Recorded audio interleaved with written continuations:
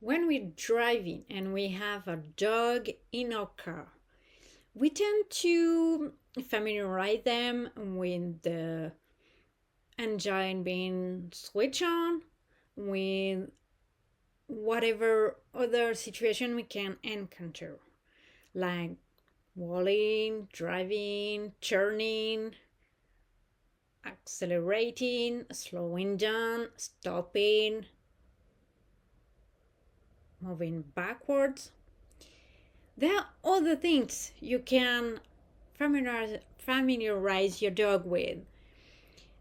Many dogs can be really comfortable just getting in and sit, lie down, enjoy the view, and just enjoy the moment. But some others, they're not that easy in cars. I left I leave apart the dog that can be car sick. Really, that's another issue. And I advise you to go to your veterinarian for that.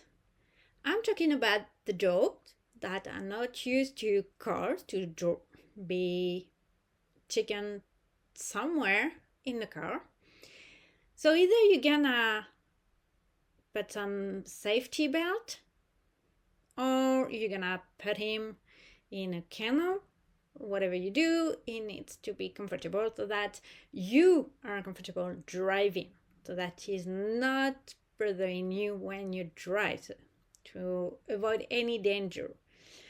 If you have him in a kennel, I advise you to train him, be comfortable in his kennel first at home, then in the car, and to be comfortable in the car, generally speaking. Let's see some other elements in the car that you can have. Some dogs could be sensitive to.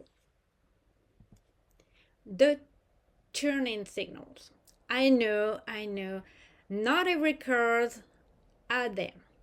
So you can turn left, turn right, say you have broken, whatever. So I'm talking to you if your car have that option, and you can say to the drivers that you are moving right or moving left. But that signals tick tock, tick tock, tick tock, tick tock. Depending on your car, the sound might be different. And some dogs who are noise sensitive, that can be annoying, that can be really unpleasant. So you can absolutely some kind of game, you do some kind of game.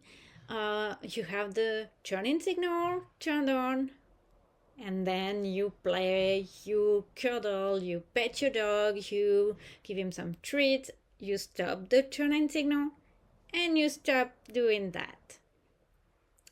If it's just a matter of understanding and being familiarized with and to get habituated to it, you just turn it on and do nothing else.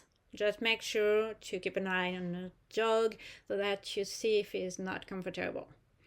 The issue with that kind of sound is that some dogs, they get stressed when they cannot identify where it comes from. Another issue can be the windows. When I was very young, we used to have some kind of movement to do, and the dog was able to see that movement and see the windows being down or up.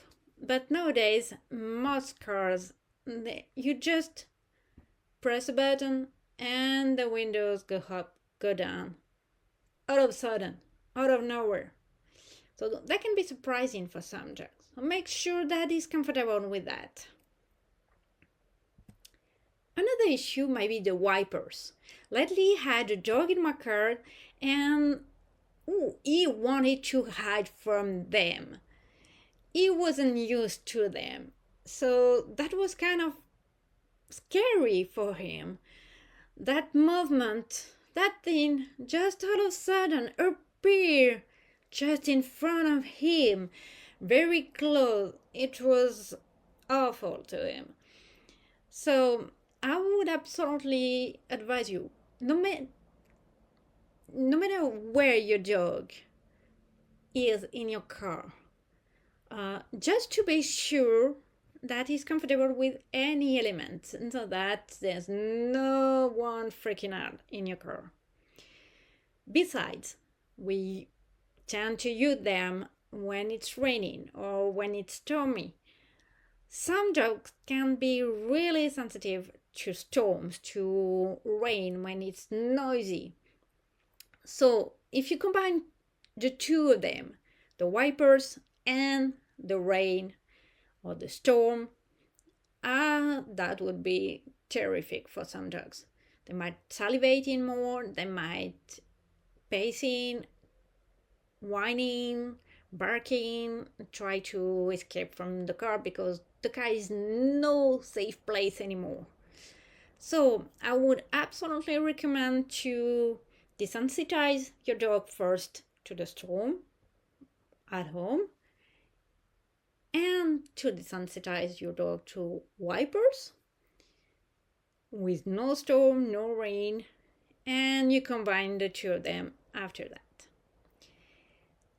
Driving, being in a car shouldn't be a nuisance for any of you, neither for you, the driver, or any other individuals in the car, nor for the dog. That can be a pleasure. Everyone could enjoy it and make the most of it so that your destination remain peaceful.